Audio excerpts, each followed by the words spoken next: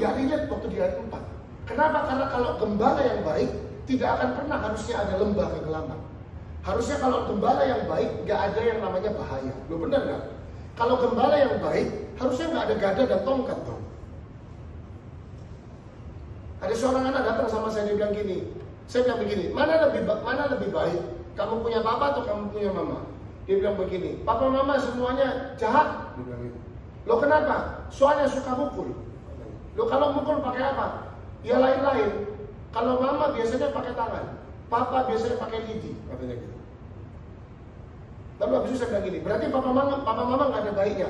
Oh, papa mama itu ada baiknya. Baiknya apa? Kalau papa suka antar aku ke Indomaret, memang anak kecil semuanya yang sukanya ke sana.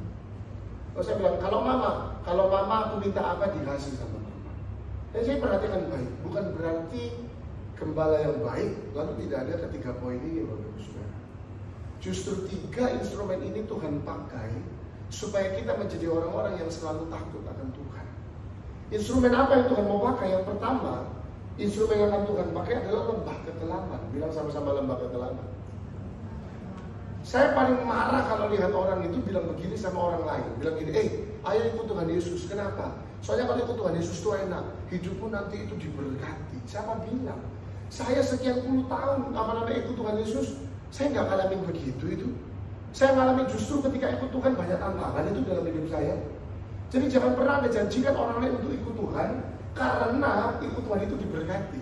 Malah ada yang bilang begini, ayo melo Yesus. Apa?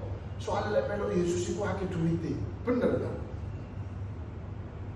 Ketawa ibu-ibu yang atur duit. Kenapa? Karena nggak begitu. Ikut Tuhan justru tantangannya sangat banyak. Makanya firman Tuhan bilang di ayat yang keempat, walaupun aku berjalan dalam lembah kekelaman, katanya. Kenapa? Karena ikut Tuhan itu sama saja artinya kita masuk di dalam lembah kekelaman.